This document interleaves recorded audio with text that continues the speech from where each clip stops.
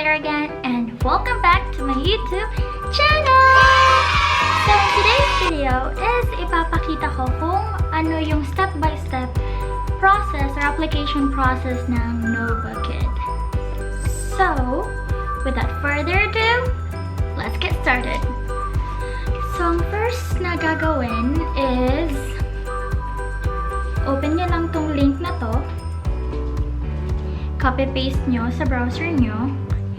And then, enter! And wait lang tayo na mag-load.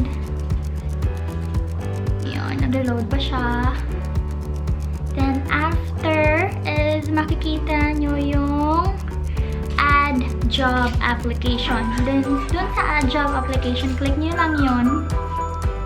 And then, mag-a-ask na siya ng mga informations nyo. So, full name, yan, tinatype ko. Full name ko.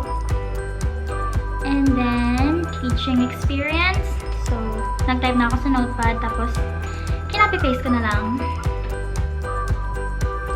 So,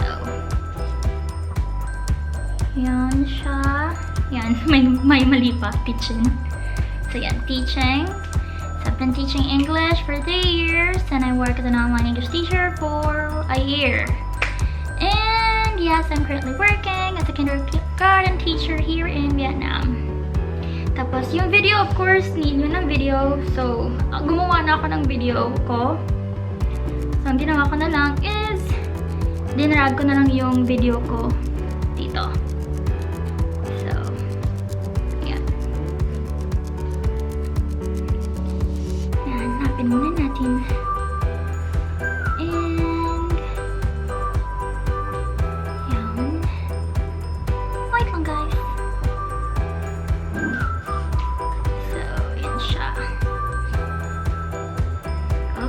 So, nag-load na yung video ko. Video introduction ko.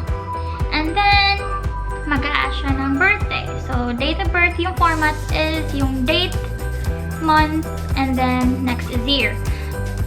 Teka. Yan. Parang, teka, paano to?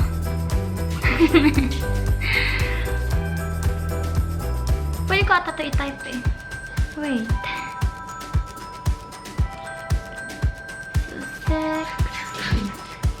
Tagal taga-ata ako pag ganito.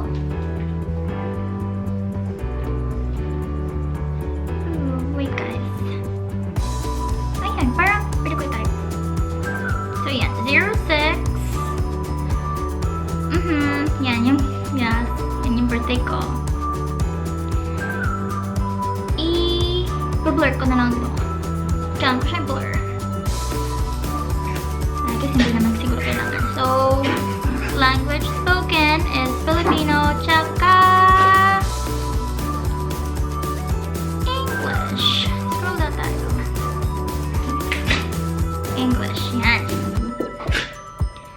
Then, course, gender. Babae ako, so female. Tapos yung email confirmation. So, dito yun kung saan sila magsisend ng email kung shortlisted ka. So, lagay lang ng email. And then, application information. Applicant information. So, dito mo nilagay. Email. And then, after email is yung nationality. My nationality is Philippines. Other is wala. So, none lang. None pag wala. Kung meron, type mo rin kung meron. And then, yung Skype ID nyo. So, yung Skype ID ko, parang dami ko kasing na-open account nun. So, kailangan ko siyang ilagay yung email ko talaga. And then, yung birthday. Again, type mo yung date of birth mo. Yan. Okay. After ng date of birth is where did you find us? So, yan. Oops, nagkamali pala ako. 01 pala. So, it's dito, nung tinype ko siya, is lagay ko yung month, day, tsaka date, tsaka year. Tapos, mag-automatic siya na mag-exchange na naging date, month, year. So where did you find us? Of course, talagay nyo referral. Kasi, kung galing sa akin. Tapos, message nyo ako pag may tanong kayo. Matutulungan ko kayo. Guide ko lang. So, start date, soon as possible, or lagay niyo yung date, exact date talaga. So, lagay ko March 29. 29/03/2020. And then, yung referral. So, recommended by Claire Abordo. That's my name. Just call me and I'll be there. Charot! So, yun siya. And then, work experience nyo. Kung may marami kayong work experience, so, lagay nyo din dyan. Ngayon, ito yung employer ko. So, first that's kindergarten kasi nagtuturo ako sa kindergarten dito sa Hanoi, Vietnam. And then, yung job title ko is English teacher. Or pwede lagay ko din kindergarten teacher. Pero ano talaga, yung tinuturo ko is English. Or kindergarten na lang kasi kindergarten din mo. Tapos yung employed from June, yan, 06/2019. Last year ako nag-start dun sa company na yun. 3 years na ako dito sa Vietnam, pero na-transfer ako ng bagong company. So, ito. Hanggang March 2020. And then, main duties nyo. Type nyo yung main duties nyo kung ano yung ginagawa nyo sa school. Yan sa akin, kinapipaste ko na lang kasi yan yung ginagawa ko. Kinapipaste ko kung ano yung nasa resume ko. Tapos, pag may mga previous company pa kayo, ilagay nyo na. Yung dito sa akin, di ko na nilagay. Pero nung nag-apply ako, nilagay ko talaga yung lang lahat ng detail na inline siya sa, sa teaching. Kasi nag-work din ako sa call center agent before.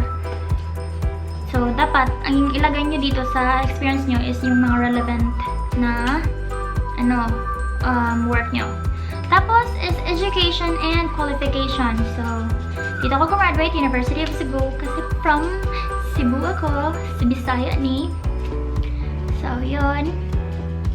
Cebu City, Philippines! University of Colon! Tapos, yung study period ko is from 2010 to 2014. And, yan. So, June, kasi June ako nag-start, diba? Pinas, June nag-start, tapos April graduation.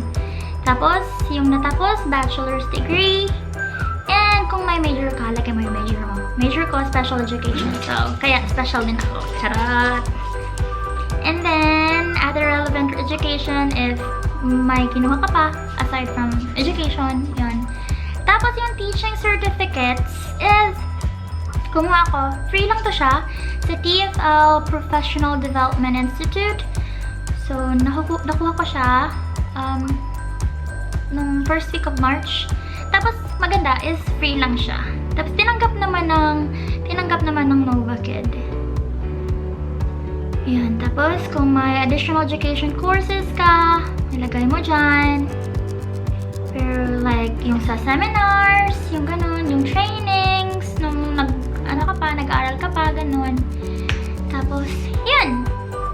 Submit mo yung application mo. And then, wait ka lang ng mga depende. Kasi ngayon is parang busy yung support ng Novakid. So, hintay-hintay lang talaga. Patience is a virtue sa Novakid. Kasi mataas talaga yung process nila. So, next is ipapakita ko yung email. So, ito siya. So, ito yung ma-receive nyo na email kapag kasali kayo or na-shortlist kayo. So, yun. We have received your application for a position of an English teacher. Thank you for providing detailed information. So, may 4 na step siya. Step 1 is magta-technical test ka. Yung technical test is dun ka sa platform nila or sa website nila. May i-run ka dun na internet speed test. Ganon.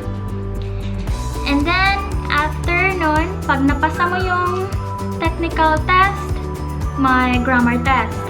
So, kailangan mo lang siyang gawin within 24 hours. Once na-receive mo, so doon mag-start yung 24 hours. After ng grammar test, pag nakapasa ka ng grammar test, may interview na. Interview would take like 15 to 30 minutes. So, ang interview is kasali na yung demo lesson. So, if you want some tips sa demo lesson, dun may isang video ko para dun.